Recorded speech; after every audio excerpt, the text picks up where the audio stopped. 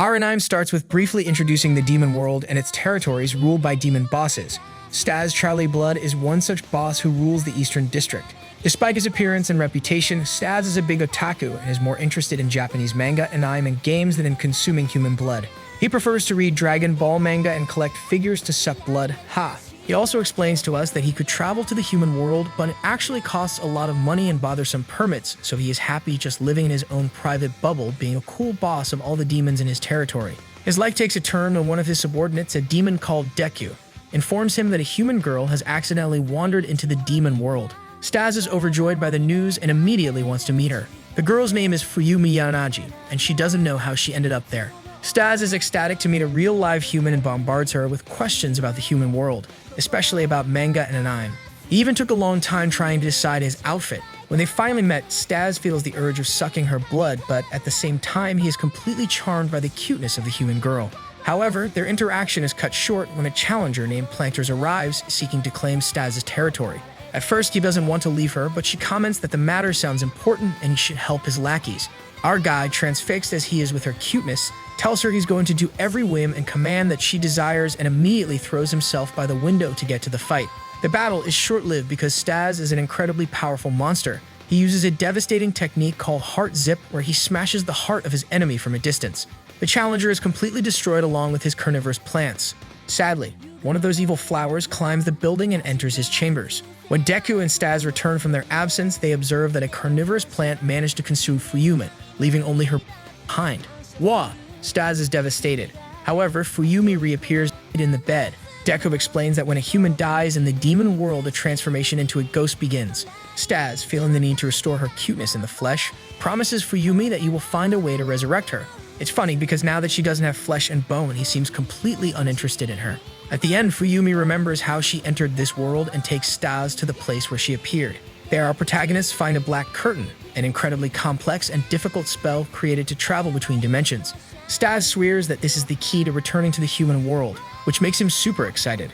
Staz seems eager to find out more about how Fuyumi can be resurrected. Nevertheless, he needs to be sure that she can pass through the black curtain in her current ghostly state. They end up in a cafeteria that is run by Seti and Mamejiro. These guys possess the third eye, which will reveal the true nature of her existence. The answer is that she is because she's wearing no only male trunks. Ha. But in a more serious tone, she's becoming a ghost, and it seems that it is safe to go to the human world, but not for a long period of time. Staz discloses his plan to everyone about venturing into the human world. Mamejiro is super worried because that would mean total chaos for the territory, and a weak demon as himself would surely suffer. Just then, Deku arrives accompanied by a fresh gang member named Mimic Yoshida. Mamejiro explains the potential consequences of Staz's departure, but Staz addresses this by appointing Mimic as the new leader. In an interesting twist, Mimic transforms to resemble Staz himself. They decide to employ Mimic as a stand-in during Staz's absence. Later, during a celebration held in Mimic's honor, Fuyumi ponders the feasibility of her own resurrection by Staz. Deku offers reassurance, affirming Staz's commitment to achieving his objectives. In fact, he had never seen him so serious about something. At the end, we see our protagonists passing through the black curtain. When our protagonists emerge from the portal, they dive headfirst into Fuyumi's room. Staz stumbles in and can't help but poke fun at Fuyumi's plain living style. She answers that she tries to have a tidy room, but the reality is that it is too boring. Suddenly, struck with a crazy idea, Staz thinks, hey, why not masquerade as a high schooler, since it's a common manga and anime theme? But just as they're about to embark on this wacky plan, they bump into Fuyumi's dad. He's none too pleased, but Staz, ever the eccentric vampire, spritzes him with his special saliva, a kind of worship me now potion, and presto, all's well. The human world is nothing short of an amusement park for Staz. He's like a kid who's had too much sugar, bouncing everywhere, and in his excitement, he gives the whole school a taste of his memory-muddled saliva. This ensures Fuyumi can slide back into school life without a hiccup. But there's a twist. Fuyumi discovers these new memories are just knockoffs, and as the realization dawns, she begins to vanish. Yikes. Staz's solution? Drink my blood. It's a weird vampire version of a juice box, but it does the trick. And guess what? Staz remembers that he's not into just any blood, he's got a taste specifically for Fuyumi's. What's going to happen in the future? After all is said and done, they get back to the bedroom ready to return to the demon world. Our vampire even hints at the necessity of RPG heroes to rest at the inn. But of course, things get more bonkers. Jumping on the bell is Bell Hydra.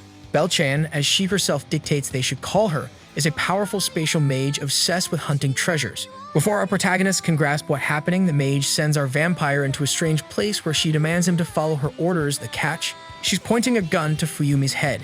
Staz reluctantly agrees and goes to a store where he begins to battle a demon for a pair of ogre panties. Yep. Meanwhile, Bell confesses that the truth is that she is looking for the demon who stole her black curtain, what's why she is currently unable to close the one that our protagonist used. She taught Staz may had something to do with the theft, that's why she was currently testing him. Funny thing is she wants to find the thief in order to marry him. After the confusion is resolved, the girls go to Staz where Bell mentions she knows a way to resurrect Fuyumi, the Book of Human Resurrection. The problem is that she had the book but then sold it somewhere in the Western Territory, Wolf's territory. Staz mentions that he knows Wolfboy the Wolf. He is his childhood friend and rival. Then we get a glimpse of Wolf's empire building in the demon world, which is in full swing. It seems like there is no stopping this guy. Our protagonists ask Bell to help them get to Wolf, but the woman denies any kind of support. Without any options, our favorite vamp ropes in Mamajiro and Fuyumi for a tracking journey inside a carriage guided by the fastest demons who happen to be like human-shaped pigeons. All this while, there's Bell. Yup, the demon from the panty store asks her why she refused to help. The answer is that she still got her eagle eyes trained on Staz, suspicious as ever. Our gang's journey starts with a fancy demonic ride, but suddenly, when they were trying to get the route, they almost crash with none other than Wolf himself. A little friendly or not so friendly banter ensues, with Staz trying to play nice and recruit Wolf to the noble quest for the mysterious book. But nope, Wolf's having none of it, brushing off Staz's plea like it's nothing. What's a vampire to do? Challenge time, the stakes. Help with the book search versus Fuyumi is a prize. Staz gets his bowling shoes on, plotting some sneaky magic tricks. But Wolf, always the unpredictable, swaps pins for punches with a surprise boxing match. Fuyumi wears a rabbit leotard, and our Wolf guy gets smitten by its cuteness and decides that he's gonna protect her. In the boxing ring, Staz tries to start strong, but Wolf's having a great day, or at least that's what we thought. Just when it seemed like Staz was down and out, bam. We find out he's been leeching off Wolf's magic via a tooth that he put in his back when he clinched in the first seconds of the match. Wolf gets defeated, but then gets angry and almost turns into his werewolf form, and the two have quite the verbal showdown about Staz's vampiric motives for returning the girl to life. Staz, heated and ready to unleash his ultimate ZIP spell, is paused mid-action by a crying slap interruption from Fuyumi, and then from Bell's teleportation magic. Now in another setting, here comes the mic drop moment. Bell's been playing them all along, having the sought-after book in her possession the whole time. But wait, there's more. The gang's joy is short-lived when they can't decipher the book's puzzling text. The book is full of anagrams, and it seems that the best course of action would be to ask the author. The author of this brain-bending book is Staz's very own big bro, Braz D. Blood, chilling the posh demon world Acropolis. Talk about a family reunion no one saw coming. Staz, contrary to what the others would think, is pretty reluctant about visiting big bro Braz. Wolf, however, is having none of Staz's hesitation. He's all no more dilly-dallying vampire boy, and even ropes Bell in with a spicy threat to use her magic for a one-way ticket to Acropolis. Everyone else just seems impressed with Wolf's super cool attitude. So before we know it, our resident vampire gets a swift kick from Wolf into a portal. Bell didn't have time to set the exit, so it lands into her own private room, which actually suits her now that she is surely interested in our guy. Lucky lad. Bell lends Staz her own bath, and she herself takes one later on. They're both chilling and drinking beer when the mage tries to get sweet on him. Probing deeper, Staz uncovers Bell's suspicion about his quirky magic leak, which dives us into a haunting flashback. Turns out, Braz in his mad scientist days was all about experimenting on his kid brother. Young Staz underwent torturous tests, climaxing in Braz putting a bullet, yup, you read that right into Staz's heart, sealing away his magic. Poor guy. Bell, digesting this intense backstory, acknowledges that Staz isn't her magic thief, but is intrigued about his concealed power. Attempting to corner Staz, she traps him in her tricky spatial grid room. She tells him he's gonna surrender to her. But don't underestimate our boy. He strikes a deal, he will surrender now, but later he vows to steal her spatial magic once his seal's gone. Bell gets all flustered and ends up inviting him for a bite at a sushi shop. There they have an actual good time eating and drinking. His love in the air, but it's not all fun and games. Back in the demon world, Fuyumi's ghostly self is facing another fading crisis.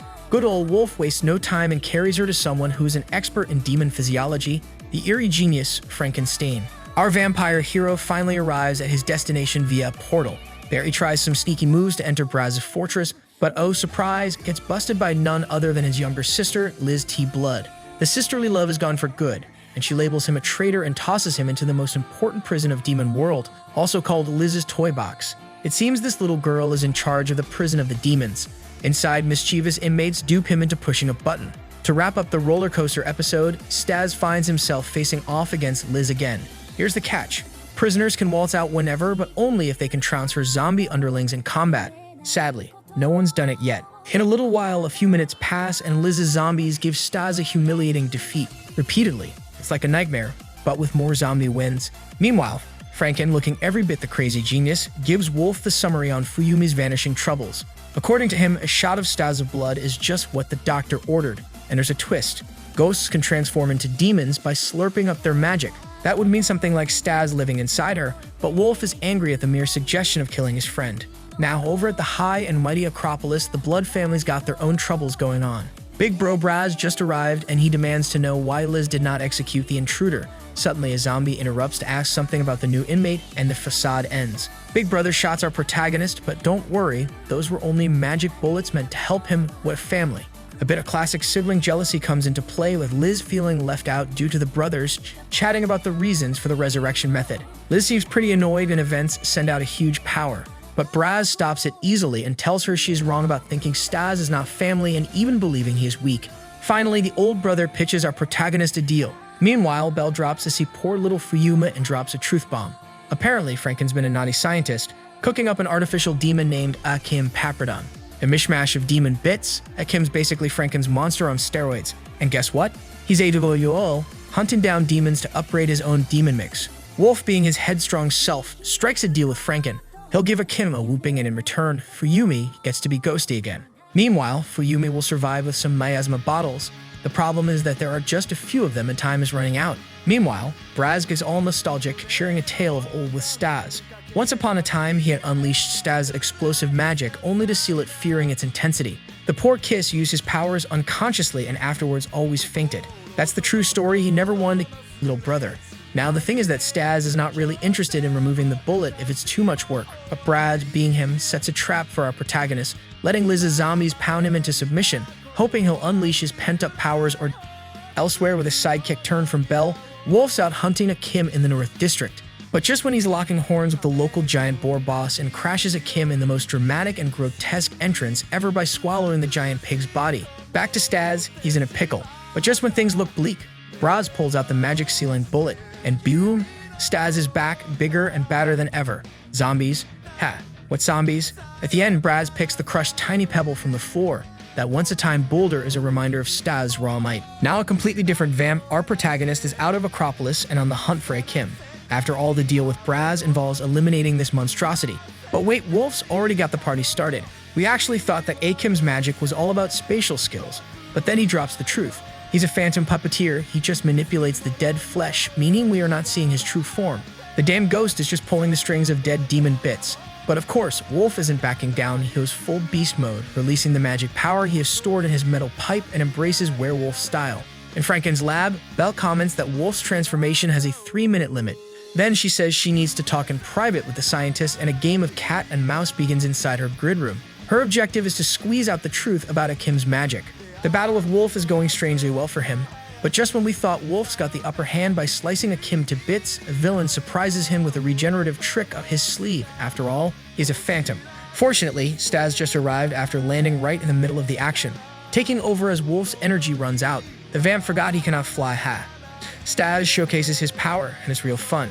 Yes, he is more powerful, but he's being too reckless and even tries to make a Kamehameha. Of course, the villain is not going to wait and just interrupts him by kicking him in the chest. The most powerful move from our vamp then appears, the Golden Hand, which completely defeats the phantom monster.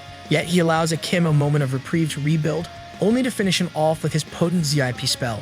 Whoa! But as the dust settles, Wolf returns recovered and is far from done, challenging Staz to another duel just because he wants to settle things. Bell, having collected remnants of Akim, confronts Franken to learn more about the origins of Akim's spatial magic. The plot thickens as it's revealed that someone stole a piece of this magic directly from Bell and then anonymously sent the body of the spatial user as a gift to Franken. Making matters more complicated, Braz and Liz arrive on the scene, swiftly imprisoning both Franken and Akim. Meanwhile, the duel ended with the vamp winning without any stress. Staz stands firm in his decision not to unleash his full power on his friend. Wolf nevertheless remembers when he landed on the demon world so many years ago, and even with his powers sealed, the kid vamp didn't want to fight seriously. Wolf exits, saying he's going to make him fight seriously sooner than later. Finally, Braz congratulates his brother and asks him about his request. He wants to meet the girl at the heart of the resurrection mission. Later, on a lighter note, the formidable wolf, perhaps not so great with directions, seems to ignore which way is west. Bell safely transports Braz and the group to Franken's examination room where Fuyumi and Mamajiro are. When they arrive, there is only one bottle of miasma, and our dear vamp just drinks it without asking any questions. Upon their first encounter, Braz's demeanor towards Fuyumi is a little personal, and it doesn't sit well with Staz, leading him to throw the plan out the window and say that he doesn't need his aid. That dumb thought makes him again restore Fuyumi using only his own blood.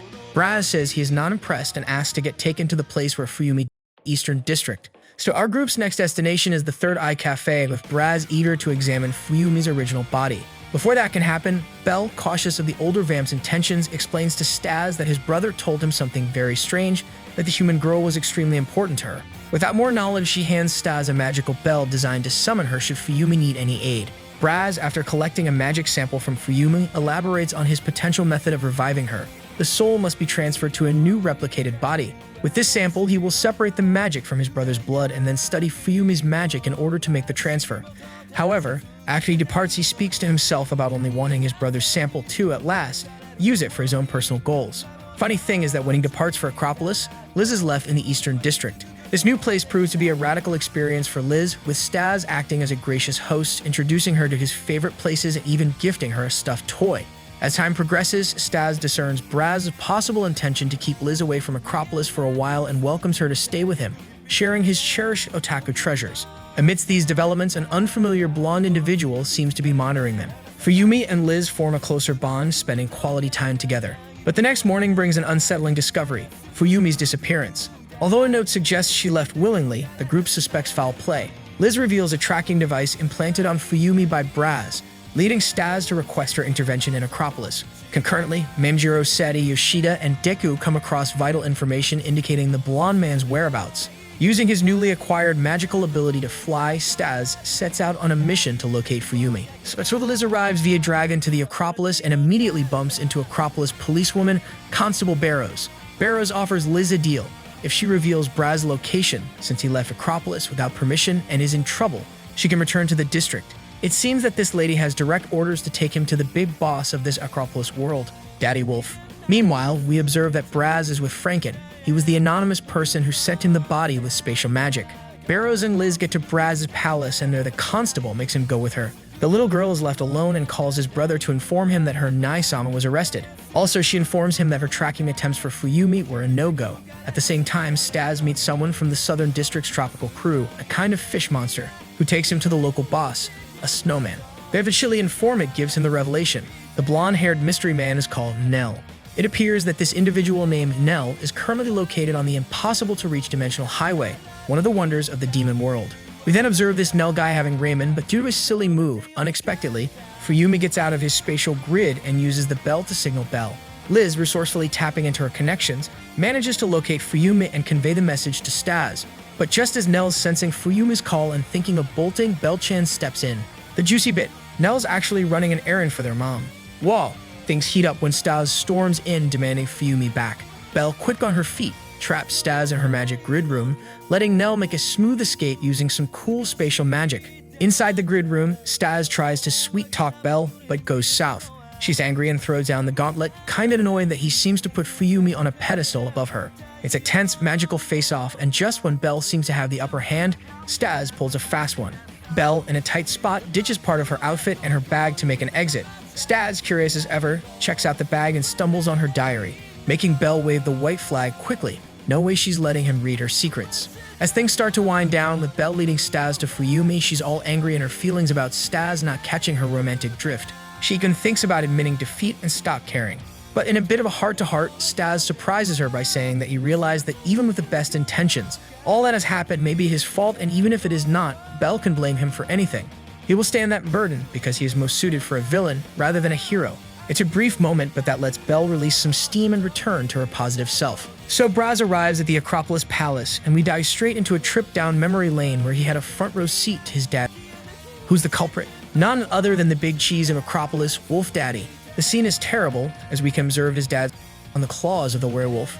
Braz is getting reprimanded by Barrows when her superior arrives, Chief Goyle, who who will escort him on the next part of the journey. Meanwhile, Nell and Fuyumi arrive at the luxurious Hydra Palace seconds after a huge Hydra seems to watch the she-ghost. At the palace, a demon butler greets them. Strangely enough, Fuyumi seems to briefly misperceive him as her dad. Later, the blonde guy gives her some of his sister's clothes, which perfectly suit our dear Fuyumi. Instants later, they meet up with Bell and Staz. However, the siblings are all unsure of their parents' true intentions. Bell has not stopped thinking about what Braz told her about the human girl. Oh, and Bell and Staz will pretend to be a couple, which actually kind of suits our Bell-chan. Next, we switch to the mom, Madame Min, who has this super touchy-feely reunion with Fuyumi, leaving the latter all kinds of confused. Meanwhile, the Hydra butler spills some crucial information about Braz and Min being pen pals. We change scenes to Braz. Now here's where the awesome kicks in. Wolf Daddy gives Braz props for doing his job in the lower demon world and catching that bad boy Akim Papradon. But he's a little concerned about that incident because Akim is actually identical to a top secret agent that he had on a mission called Pantomime. Now everything makes sense. Braz that guy and handed it to Franken. Still, this vamp is cool as a cucumber and spills that he basically crafted Akim to throw down a challenge to Wolf Daddy's throne. He was the one that leaked the information and wanted to tell him one-on-one that the war is on. But the plot thickens. Behind the scenes, he's got Franken working on a beefed-up body for Akim, and we observe that it seems. Could it be a vampire's body? Wolf Daddy, not one to back down, laughs at the declaration and gives Braz a tight deadline. 3 days to present a king contender, or it's over for them both. The vamp wanted a week, but that is not going to happen. Braz, with no other choice, fakes an injury which triggers the spell that Barrows had put on him in order to restrain his magic. The policewoman has no option but to stop her spell, which enables Braz to knock her out. Royal discovers the body of his subordinate and gets super angry, unleashing his hound demon called Spear. Over in the Hydra Palace, Nin says that Fuyumi belongs to her and offers her neck to Staz, which actually surprises him because it feels like it's Fuyumi's body. Meanwhile, Royal catches up with Braz and sends him flying into a house where he asks for the phone. Nin is spilling some knowledge about doppelgangers. They exist both in the demon and human worlds. Incredibly, she met and merged with her own lookalike, Fuyumi's mom, during a vacay to the human world. It seems that she loved okonomiyakis. So that makes Fuyumi and Bell sisters. Who would have thought? Back to the chase. Goyle corners Braz with some intense angry spear magic. Just as things get heated, Braz pulls a fast one with his Bloodstalker spell, which allows him to control his blood no matter the distance. That lets him gain the upper hand by putting Barrows in danger and making Goyle rethink his choices. To cap things off, as Fuyumi's head is spinning from the day's revelations, Bell drops the bombshell that once resurrected, Fuyumi won't remember any of this. Staz has been sent to a remote island because of his rude words about Fuyumi's and now he is going through a bit of soul-searching about his own intentions and why is he doing it all. Suddenly, a huge mystery guest pops in. Meanwhile, post-brawl, Braz and Goyle chill out with some ice cream. Next, we see that Heads Hydra, the big shot and boss of the Hydra territory, decides it's time to have a heart-to-heart with Staz. But while this is going down, Deku Yoshida and Mei Majiro are in a bit of a jam dealing with the Tropical Territory crew trying to snatch up Staz's turf while he's away. We then get a little backstory lesson. After Nain came into the picture, she, Heads, and Fuyumi's dad, Yanagi, had a family chat. Yanagi, playing the selfless card, let Nain go with Heads, but he got to raise Fuyumi all regular human style. Heads inquires about Staz's motivation for wanting to bring Fuyumi back. Staz, wearing his heart on his sleeve, says he needs her alive to figure out his true feelings for her. Without missing a beat, Heads pulls a sneaky move on Staz by making him promise something that could have serious consequences if he doesn't listen to Fuyumi. After this intense conversation, Staz wakes up outside the Hydra crib with Fuyumi. Heads is trying to convince Nin he's on the right track, letting Fuyumi make her own calls. Switch scenes and Goyle thinks he's got Braz on lockdown with his cool decision mojo. But surprise, Liz shows up just in time to save the day and bamf them out to there with her teleport skills. Nain's not buying what Heads is selling about the Staz gamble, but he reminds her of who the real Papa Bear is here, Yanagi. Meanwhile, back at the ranch, Eastern District, Deku and Co. are laying the smackdown on the invaders. Wolf, not to be left out, gets a mysterious letter from Acropolis. And Staz, well, he's feeling kinda guilty about the mess he's dragged Fuyumi into. Yet he doubles down on his promise to her, saying he'll make things right and bounce from Hydra territory if that's what she wants. As Main and Heads watch the duo, Heads reckons Staz needs to level up big time for what's coming. Fast forward and we've got a mysterious squad taking a blimp ride to who knows where. Then it's epilogue time. Braz hits up a hidden lab where Franken's been cooking up something special, a brand new body for Akim. And the plot twist? It's his dear old dad, back from the great beyond. Talk about a family reunion. And that's all, folks. See you later. Was too young. and I didn't know.